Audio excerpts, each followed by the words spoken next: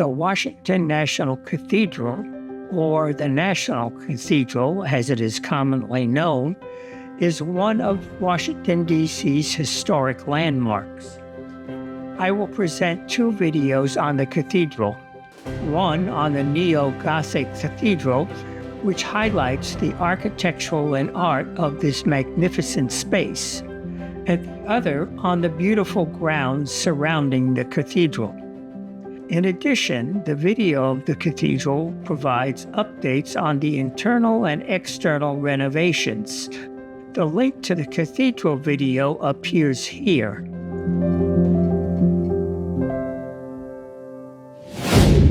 The Cathedral Close is the name of the 59 acres surrounding the Washington National Cathedral, and it is the focus of this video.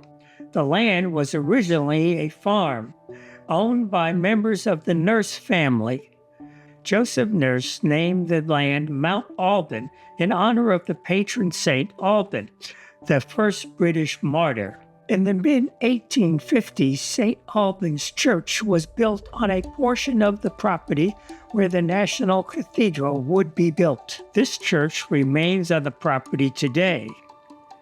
With the help of the Nurse family in the late 1890s, the National Cathedral Committee acquired the land, what would become the iconic landmark of Washington and the spiritual home for the nation.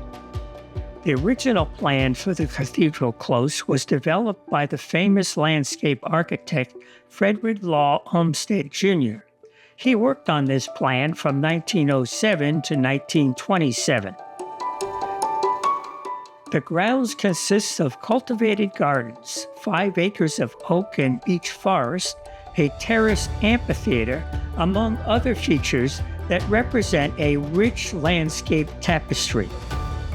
There are 17 areas on the Catholic Close that could be explored according to the cathedral's website.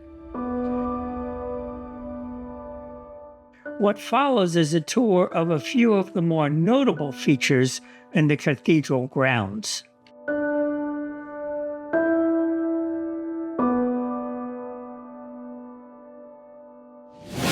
Bishop's Garden.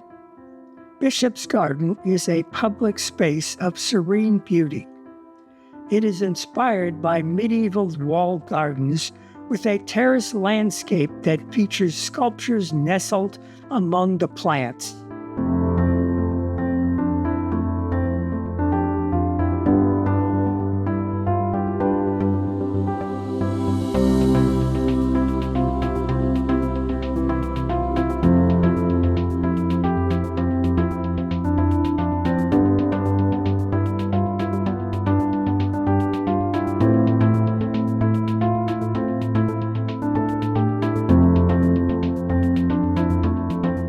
There are many spaces to sit in enjoyment.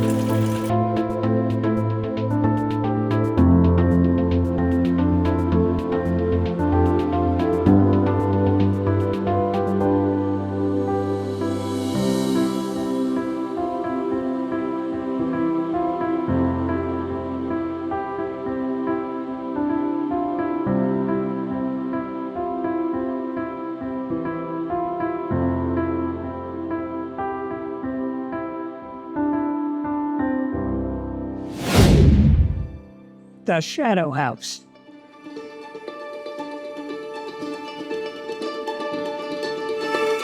The 8-sided garden gazebo was designed by the cathedral's architect, Philip Strumman. There are 8 views of the garden through arched windows. The arch of the windows is created by a wooden frame inserted within the gazebo's openings. These inserts can be seen in older pictures. However, when I visited, the frame arch structure was removed. I assume they were being refurbished. An interesting feature of the Shadow House was that it was built from stone and timber recovered from President Grover Cleveland's nearby summer home, which was demolished in 1927. A small bronze statue of a baby Pan, sculptured by Edith Parsons, sits on a pedestal at the entrance of the Shadow House. It commemorates Roland Le Comte, who was the cathedral's stained glass artist.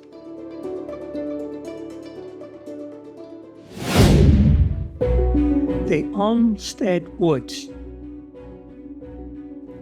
The Olmsted Woods are the last vestiges of an extensive oak and beech forest on Mount St. Alban. The woods include a stone path, a contemplative circle, native wildflowers and shrubs, and is the home to a host of migratory birds. The slate path among the beautiful woods was an unexpected treat in the midst of a busy northwest Washington, D.C.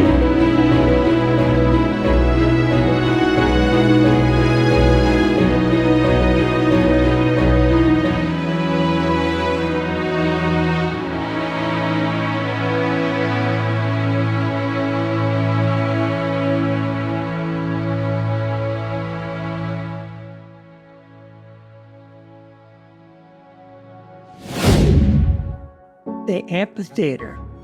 The amphitheater has been part of the cathedral grounds since the earliest days of the cathedral construction.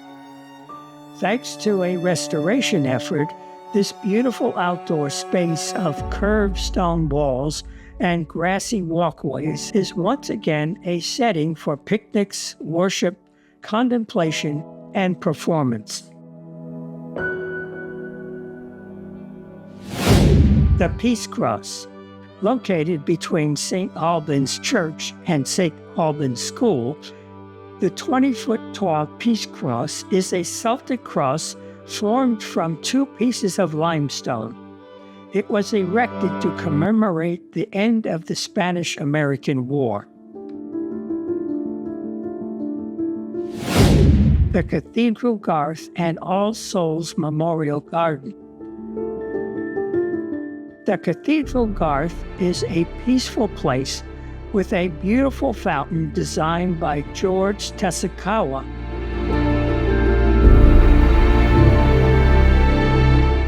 Located within the Garth is the All Souls Memorial Garden, where in-ground burial for cremated remains are in the grassy area of the Garth.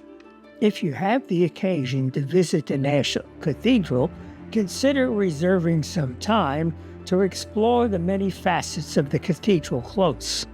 It is likely to be a rewarding experience.